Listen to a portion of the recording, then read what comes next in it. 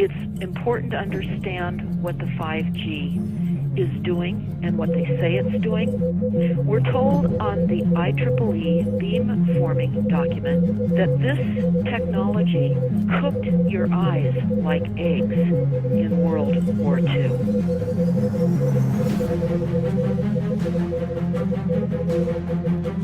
And you all need to understand these are military weapons. These are assault frequencies. If you garner nothing more than that, that's what you need to know. It's microwave radiation warfare is what this is. You're going to feel it, whether it's from satelliters, whether it's from cell towers, whether it's from aircraft, whether it's from a truck, whether it's from a stationary base. You know, the main thing is that if you are in that field, then you're going to feel it. So, you know, it's the same thing as it's basically the same as a cell phone, because it doesn't make a difference where you are in the country. If I call your cell phone, it's going to ring. Right. Okay, well, this is the same exact thing. Once I have your biocoded information about your biocode, I just transmit that off all the towers in the United States, and you're harassed no matter where you are. There's a bioresonance to every individual, just like our fingerprint. Every person has an individual DNA, a different bioresonance. And so the original Stockland patent is on my website, where Stockland was able to go voice to skull with pulse transmissions in 92. And then after the rest of the development went black ops. We don't really know what happened after that. We knew we could put voices in to group people's heads. What they did, and I know from the Russian translation from Cheryl Welch, from reading all her translated psychotronic stuff from Russia, that they figured out how to biocode these microwaves so that it can attack specific individuals. Once they have your DNA, they take the DNA and they put your DNA code in a supercomputer. And in that supercomputer, they run algorithms that biocode electromagnetic transmissions so they bioresonate with your body. Once they've done that, they can transmit that from satellites or cell towers or aircraft or any number of ways, and that signal will only affect you. Mm-hmm. Yeah, like I said, the cell phone towers and everything else as well. Well, the towers are the Matrix. You know the movie The Matrix?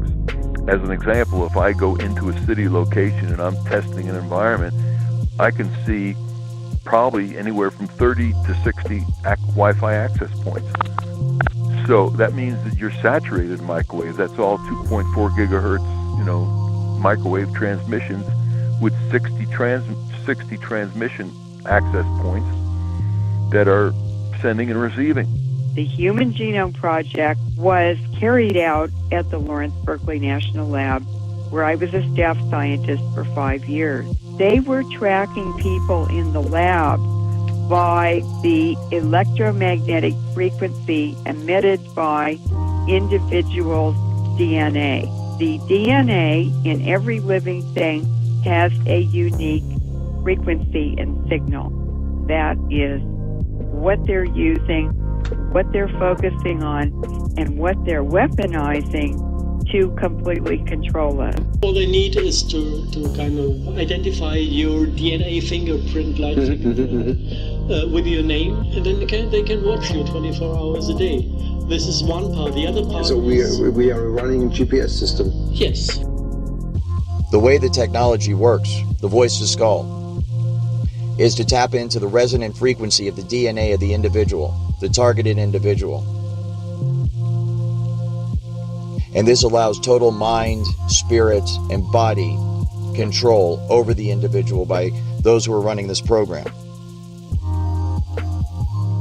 Since I saw on a daily basis how intimately involved in this program of voice-to-skull social engineering and gang stalking my private security company was, I couldn't help but notice that our client, one of the largest corporations in America and indeed the world, just happened to have a massive database of DNA on its property. A DNA database that stores the DNA of millions of Americans. Their emotions, their thoughts, their minds, their heartbeat, their muscle movements, their dreams, their thoughts. Everything they see and everything they hear is all recorded and manipulated by this technology. And all of this is made possible by the people running this program, utilizing the technology to tap into the resonant frequency of the individual's DNA. So they can broadcast this from a satellite, a tower, over many, many miles, and yet only that particular person, the targeted individual with that particular physiological signature or DNA signature, will actually pick up the sent message, correct? That is correct. The digital receiver is the human brain. Okay, so you could be standing in a room full of 100 people. The stream of energy, the stream of electromagnetic hits everyone, but you're the only one who gets it. That's what I was saying, yeah. It would pass right through and around everyone, and they would not even sense anything. But the victim would absorb the energy and feel its effects, because only the victim possesses that specific brainwave signature, which the stream of energy is tuned into.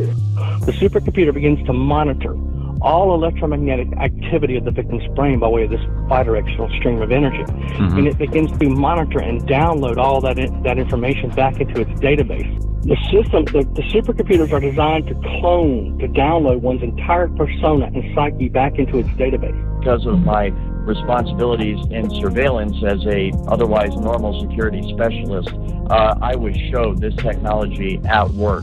And it was through the perspective, of course, of the camera, and what I was told that it was obvious it was being used through the eyes of the targets. So I have seen it, and it is absolutely remarkable. It's just like a first-person, video game or something where you see right through the eyes of the individual. When we look through our eyes, there are photons hitting the outside of our face. They don't actually make it into the part that thinks. The part that thinks is looking at something else. It's looking at some kind of weird compressed signal. Basically, those optical signals are interpreted by the brain, and then you perceive them as vision. You perceive them as pictures and so forth, but this is all electrical signals within the brain. And so the exact same thing, the data is taken in through the eyes, and then your brain renders it in a visual form that we know as sight. The exact same thing happens with the computer. The data is sent to the computer, and then it is rendered in the form of a picture that people can look at. Images, like natural images, like what I'm looking at, have so much structure that they can be shrunk and compressed into a very tiny, what AI people call representation. So what our brains seem to do is build a very, very good compressed representation of the world, call it a model. So just like if I have a building and there's like a blueprint or a scale model of the building, imagine I have the whole world and all of its concepts, and I shrink it down into this weird compressed representation so that it fits inside my brain. The exact same thing happens with the computer. The data is sent to the computer, and then it is rendered. And from what I understand, that's where this technology is right now. The cutting edge is trying to marry, the software that's used to render it on the computer and the actual detecting of the signal and the hacking of the signal within the human mind.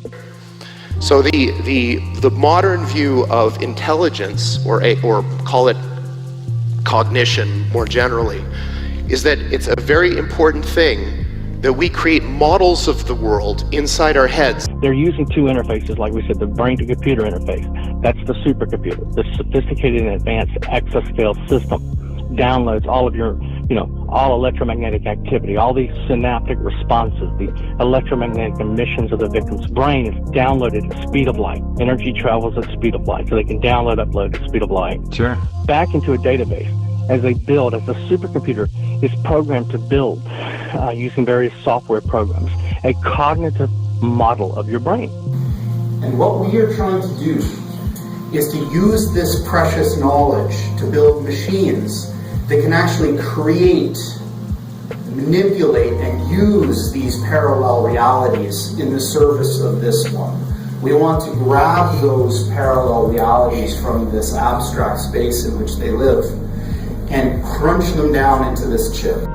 To eventually achieve direct behavioral control over you. And then based on, that cognitive model being complete, begin to be able to predict and influence in advance the reference choices of the victim during thought composition. As the victim is formulating his thoughts and preparing to act, the supercomputer already has that persona and psyche, all your emotional state downloaded, every vector of your emotional state downloaded, so I can already predict and influence those events in your life in advance and achieve direct behavioral control over you. And they had created a digital model of Earth and everybody in it, down to a digital GPS coordinates model up to even a vertical dimension of 1.5 centimeters, every building, every roadway, everything. And what they want to do is create an Internet of Things where in digital space they know exactly what you're doing in real time. They want to know in real time what shows you're watching, what sandwich you're eating, what part of the house you're walking around. They want to know everything. Where they are literally just seeing what it's like for someone to eat a sandwich, what it's like, the emotional response and the brain activity when someone is insulted, when someone gets love, when someone interacts with someone, all of these different aspects of the human experience, so that my original thought was that they are using it to be able to program the technology itself. Robots the smartest people. Artificial intelligence, AI. The idea is to port the software from the human brain. So what you've heard about AI is not what we mean by AI. What we mean by AI is a software system that can do literally anything that a human can do. Literally anything.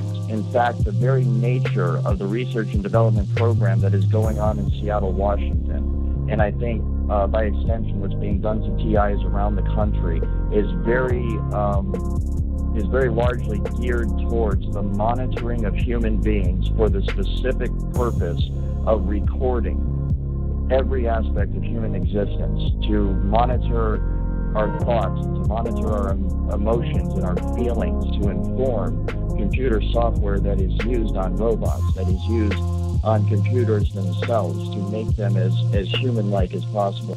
And obviously, computers are better at things than people in lots of different ways. So now imagine, not only can they do everything that a human can do, but they can do everything that the best human at any task could do better than them.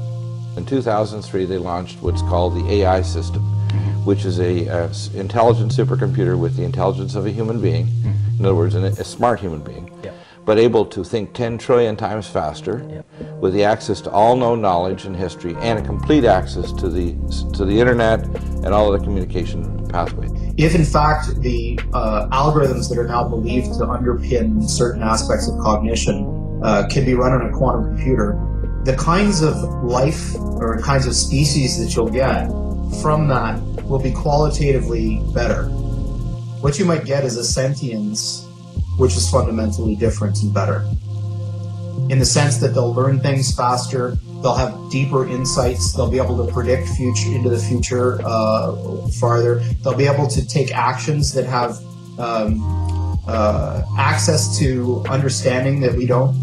That's in a sense what I'm talking about, is that if you could build an intelligence that had a deeper ability to speculate about the outcome of its actions, you might be able to get something that was qualitatively smarter. You would say, if you wanted to, it's hard to define intelligence, but qualitatively better to predict the future more effectively than any human biological brain could do. So you're dealing with a system of remote neural networks. That's what's targeting you, okay? Remote neural networks, okay, with a will, intellect, and emotion of their own. The system, the RM supercomputer that's targeting you, okay, that uses one of these three relay stations, the tower, satellite, or mobile platform, it actually locks on to your emotional state. Once the cognitive model, this generic model is built, it begins to lock on to your emotional state, okay? And then it begins to not just to monitor, but to manipulate that emotional state. They need to map out all 7 vectors of the emotional state of the victim in order to create this cognitive model, this reverse engineered will, intellect, and emotion. That's your human soul, by the way, okay? The human soul is the will, intellect, and emotion of the victim. They figured out what to do with the human body. The 5 senses, they can pretty much achieve whatever they want by manipulation of the human anatomy with mind control technology. Now they're going after the soul, the will, intellect, and emotion. I could build, I think, a soul. Here's how I would do it. I copy you exactly into a digital environment. Everything about you. Imagine that was possible. It probably is. So if I copy you into a machine, that copy process has all of the properties we were talking about as being a soul. First of all, it's immaterial, because copying, that's not a thing, it's a process. It's immortal, it's just like you.